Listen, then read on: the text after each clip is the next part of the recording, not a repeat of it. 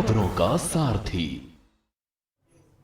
नमस्कार, मैं हूं आपके साथ यशी शुक्ला और आप देख रहे हैं के न्यूज की खास पेशकश, जिसमें सबसे पहले बात करेंगे गंभीर का संन्यास कौन होगा विकल्प। आगामी आईपीएल गंभीर का संन्यास कौन होगा विकल्प पे बात करेंगे। आगामी आईपीएल 2024 सीजन से पहले पूर्व क्रिकेटर गौतम गंभीर ने राजनीति से संन्यास लेने का प्रण लिया।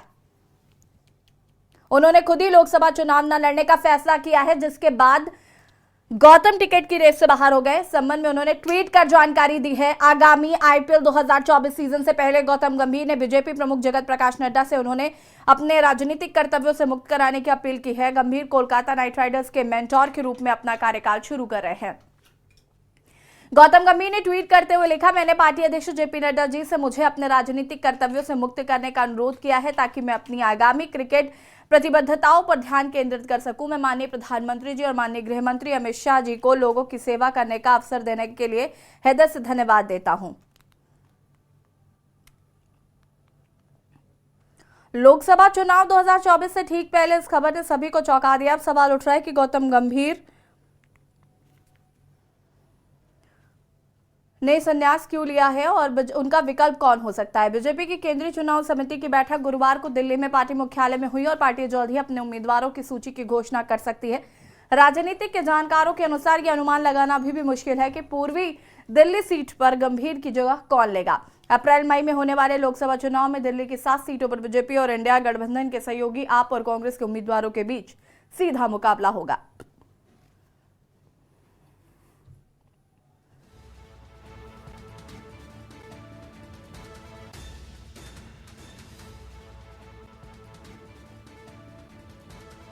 गौतम गंभीर नहीं लड़ेंगे लोकसभा चुनाव, राजनीति से संन्यास लेने का किया ऐलान। और इसी खबर पर ज्यादा जानकारी के लिए संवाददाता प्रवेश हमारे साथ जुड़ चुके हैं। प्रवेश, क्या कुछ जानकारी है? गौतम गंभीर ने लोकसभा चुनाव लड़ने से इनकार कर दिया। ऐसे में सवाल यह है कि विकल्प कौन हो सकता है गौतम गंभीर का? देखिए, सबसे पहले तो मैं आपको बता दूं कि केंद्रीय चुनाव समिति की बैठक संपन्न हो चुकी है और उसमें साफ तौर पर मैं बता दूं कि दिल्ली की 7 सीटों का जो नाम है उन पर मोहर लग चुकी है, लिफाफा बंद है। बताया जा रहा है कि थोड़ी बहुत देर में बीजेपी की प्रेस कॉन्फ्रेंस है, हो सकता है कि उन नामों का खुलासा हो जाए। उसमें सबसे बड़ी बात यह है कि गौतम गंभीर को शायद ये पहले से ही आभार ये कहें कि सूचना मिल गई थी कि उनका नाम इस सीट से नहीं आ रहा है, इसलिए उन्होंने आनंद फानंद में आज सुबह जो है लगभग 10:30-11 बजे के आसपास ये ट्वीट कर जानकारी दे दी कि मैं राजनीति से संन्यास ले रहा हूं। लेकिन सबसे बड़ा सवाल ये है कि अगर इस तरीके की कोई भी घोषणा करनी थी तो वो आज से महीना भर पहले, 15 दिन पहले भी कर सकते थे, लेकिन उन्होंने इंतजार किया कि उनका नाम हो सकता है कि दोबारा से चुनाव में आए, लेकिन ऐसा हुआ नहीं। इसलिए शायद गौतम गंभीर ने स्वेच्छा से राजनीति छोड़ने का ऐलान कर दिया।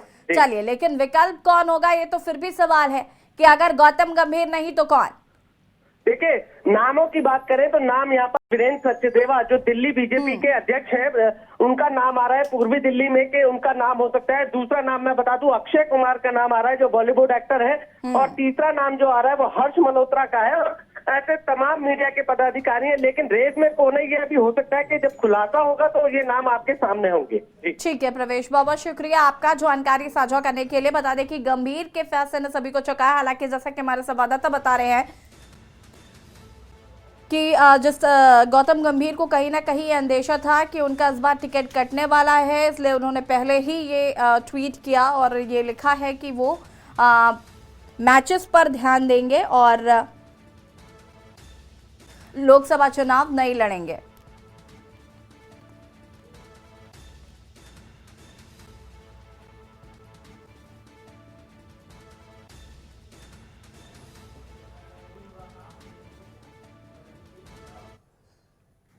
और अब बात करेंगे नहीं हुआ काम दे देंगे जान।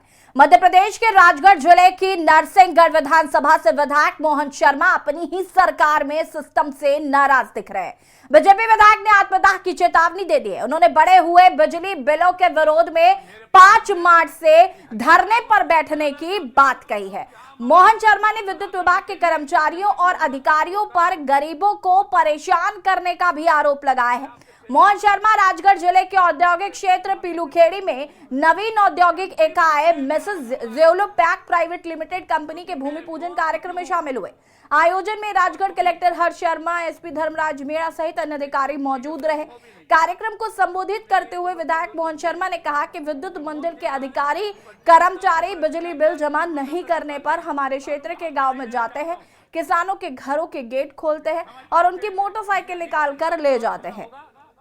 मोहन शर्मा ने आगे कहा कि बिजली विभाग के कर्मचारी 12वां खुलम गांव से एक गरीब मजदूर लोहा पीटने वाले की बाइक उठा ले गए और हाँ, उन्होंने कहा कि कानून हाथ में लूंगा तो 353 लग जाएगी। विधायक शर्मा कार्यक्रम को संबोधित करते हुए आक्रोशित हो गए। उन्होंने भी कहा कि कानून हाथ में लेना नहीं चाहता हूं, अगर अधिकारियों से झगड़ा किया तो 353 लग जाएगी। अब मेरे पास एक ही हथियार है, आमरण अनशन पर आत्मदाह करने को मजबूर हो जाऊंगा। मैं 5 तारीख को बिजली विभाग के जी ऑफिस के बाहर धरने पर बैठने वाला हूं। कानून हाथ में नहीं लेना चाहता हूं।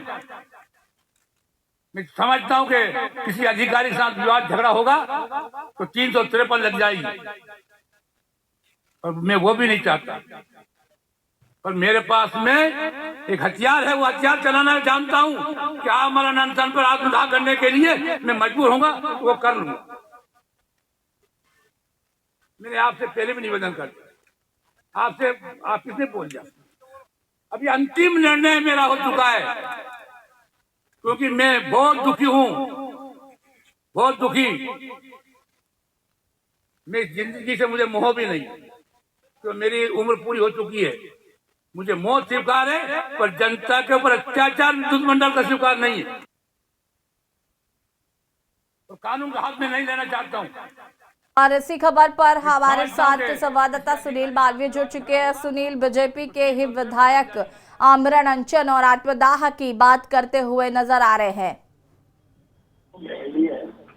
जी देखिए, बिल्कुल निश्चित तौर से ये बीजेपी के वर्तमान विधायक है। हालांकि क्षेत्र में इन्होंने पहले भी ऊर्जा मंत्री को एक आवेदन लिखा था और उससे निवेदन किया था कि क्षेत्र में कहीं बिजली चली जाने की और बिजली की काफी समस्या है, इसके कारण इनके अभी तक समस्या नहीं, और उन्होंने आज फिर शासन प्रशासन को आत्मदाह की चेतावनी दे दी है। जी बिल्कुल सुनील बालवी, क्या आपने बातचीत करने की कोशिश की है? क्या बड़ी वजह इस पर सामने आ रही है? क्या अलग किसी राजनीतिक दलों का इस पर कुछ रिएक्शन आ रहा है?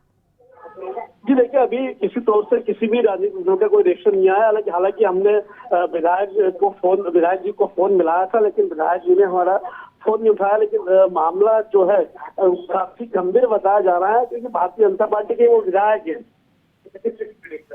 जी ठीक है, बहुत बहुत शुक्रिया आपका तमाम जानकारी के लिए। बीजेपी एमएलए ने दी आत्मदाह की चेतावनी। 5 मार्च से धरना प्रदर्शन करेंगे विधायक।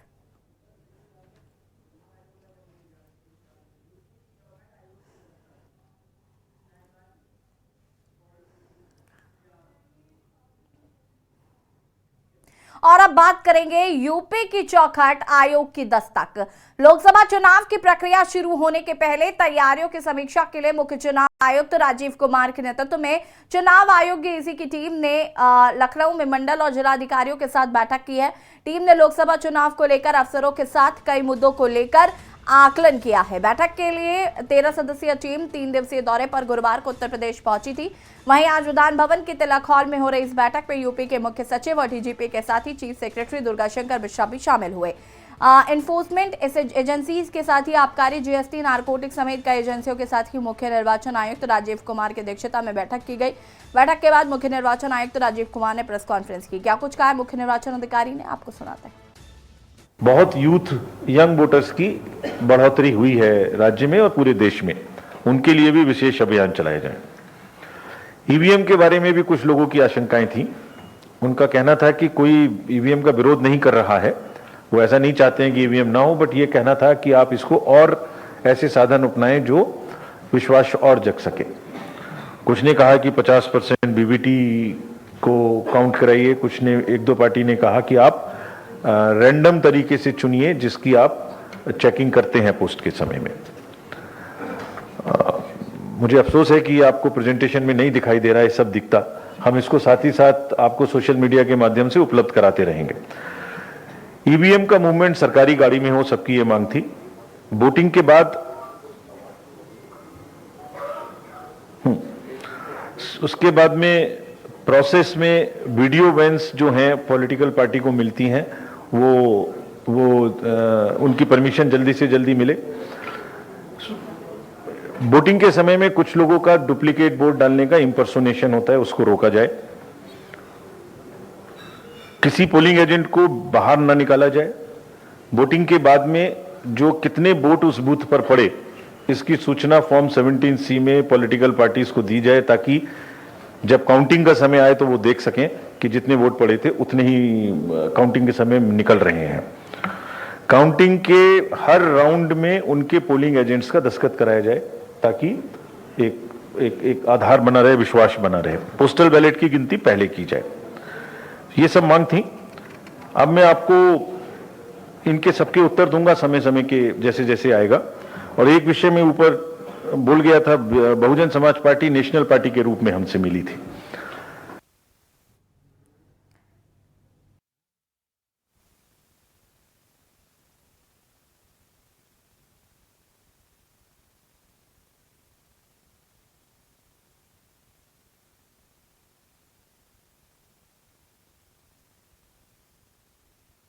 और इसी खबर पर हमारे साथ संवाददाता कौशलेंद्र जुड़ चुके हैं। कौशलेंद्र, क्या कुछ जानकारी है? चुनाव आयोग की टीम यूपी दौरे पर रही और आज प्रेस कॉन्फ्रेंस भी आयोजित की गई, जिसमें बताया गया कि कितने मतदाता जुड़े हैं, कितनों के नाम काटे गए हैं जो फर्जीवाड़ा करे थे। तमाम चीजें आज जानकारी साझा की गई है प्रेस कॉन्फ्रेंस करके। जी बिल्कुल, देखिए आपको बताया, जो इलेक्शन कमीशन है जब आज प्रेस कॉन्फ्रेंस किया तो उन्होंने पूरी जानकारी बताई कि जो पहले दिन था वो जो है करीब 7 राजनीतिक पार्टियों से जो है मुलाकात की गई। उनकी जो ईवीएम से लेकर तमाम जो शिकायतें थी उनकी शिकायतों को सुना गया और उसके जल्द निस्तारण के निर्देश सभी अधिकारियों को दिए गए हैं।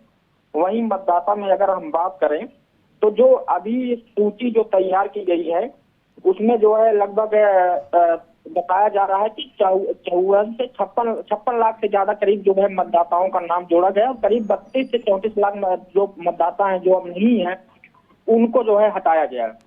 और वहीं उत्तर प्रदेश जो मतलब देश का सबसे बड़ा राज्य है, यहाँ पे मतलब 80 लोकसभा सीटें हैं, तो इनकी तैयारियों को लेकर जो अफसर हैं सबको सब एकदम सचेत किया गया। कहीं किसी भी जगह पे कोई वहाँ पे जिम्मेदार होंगे और उस पर कार्रवाई की जाएगी। ठीक है कौशलेंद्र, यहाँ पर आज इलेक्शन कमीशन ने भी कहा कि राजनीतिक दलों से भी मुलाकात की गई है अलग अलग और उनकी समस्याओं का निस्तारण भी किया गया है और जो भी उनकी समस्याएं हैं उनको सुना गया है। जी बिल्कुल, देखिए जो बार बार ईवीएम को लेकर विपक्ष हमेशा हंगामा मचाता रहता है, उसको भी लेके जो है वो शिकायत की गई है। वहीं एक चीज ये है कि जो बूथ पे जो है जो वोटिंग है, वोटों की संख्या वहीं बताई जाएगी कि इतने वोट पड़े हैं, तो एक क्लियर हो जाएगा कि राजनीतिक पार्टियों जो विपक्षी हैं तमाम जो है जो चाह रहे थे, जो शिकायत किए थे, उनको देखते हुए उनको आश्वासन दिया गया है कि हम इस पर जल्द तैयारी कर लेंगे और सभी अफसरों को निर्देश दिए कोई ऐसा एक जो है बनाया जाए जिससे जो है इनको जो परेशानी है उसकी तत्काल दूर की जाए। और अभी हाल ही में देखिए जब भी चुनाव होता है ईवीएम की जो है जो एक ट्रेनिंग होती है, जो तमाम होते हैं, जो कहा गया कि ईवीएम को सिर्फ सरकारी गाड़ियों के ही द्वारा लाया जाए और ले जाया जाए, ये प्रक्रिया, ये तमाम चीजें जो शिकायतें थी उस पर चुनाव आयोग ने उनका सुना और उस पर जो है जल्द जो है कहा कि हम इस कार्य को सही करेंगे और इसमें कोई भी शिकायत अगर आएगी तो हम उस पर एक्शन लेंगे। ठीक है, बहुत बहुत शुक्रिया आपका जानकारी साझा करने के लिए। चुनाव आयोग की टीम आपको बता दें कि 3 दिन यूपी दौरे पर रही, यहाँ पर अन्य राजनीतिक दलों से भी मुलाकात की है और प्रेस कॉन्फ्रेंस कर आज जानकारी साझा की गई।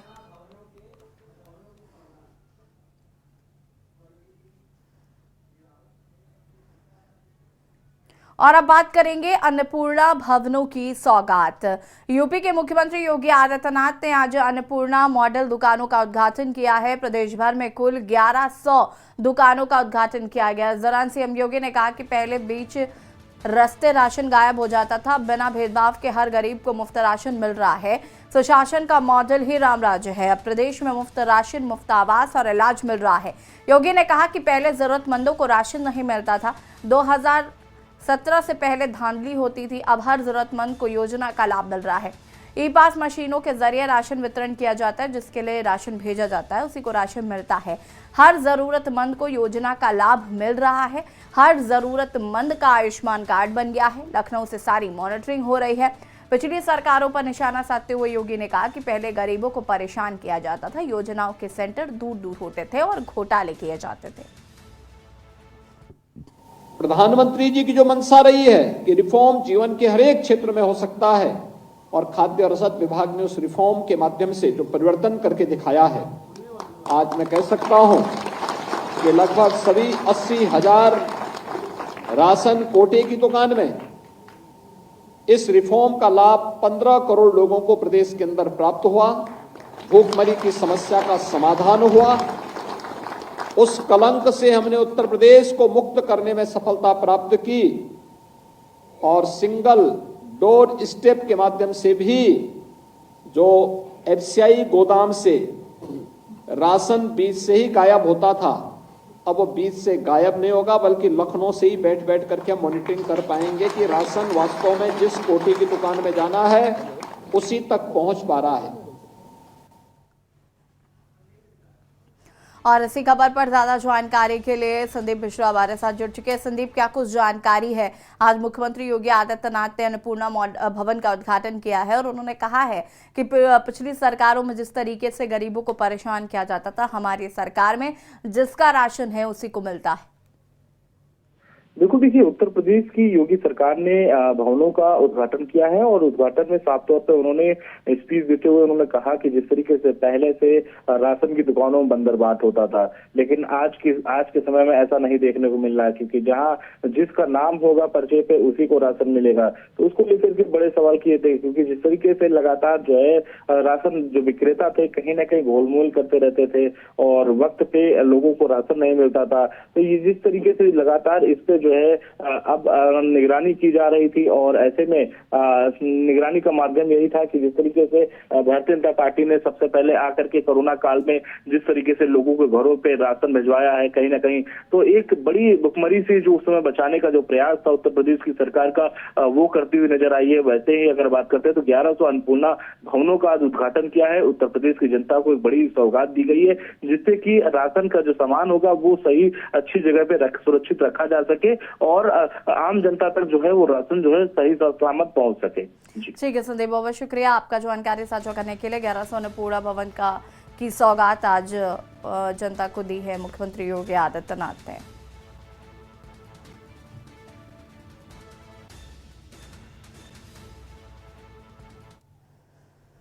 और अब बात करेंगे आयुष्मान कार्ड बनाने में अव्वल यूपी। आयुष्मान कार्ड बनाने के मामले में उत्तर प्रदेश ने पूरे देश में टॉप किया है। उत्तर प्रदेश की इस उपलब्धि पर डिप्टी सीएम और स्वास्थ्य मंत्री ब्रजेश पाठक ने स्वास्थ्य कर्मियों को बधाई दी है। उन्होंने इसे स्वास्थ्य कर्मियों का मेहनत का नतीजा बताया है। पूरे भारत में यूपी सबसे ज्यादा आयुष्मान कार्ड बनाने वाला राज्य बन गया है। उत्तर प्रदेश के स्वास्थ्य विभाग के कर्मचारी लगातार आयुष्मान के पात्र लोगों की पहचान कर उनका कार्ड बना रहे हैं, जिससे कि अधिक से अधिक पात्र लाभार्थियों को आयुष्मान योजना का लाभ मिल सके और उनको जरूरत पड़ने पर उनको मुफ्त में इलाज हो सके। केंद्र सरकार द्वारा शुरू की गई आयुष्मान योजना के तहत मरीज 5 लाख रुपए तक मुफ्त इलाज प्राप्त कर सकते हैं।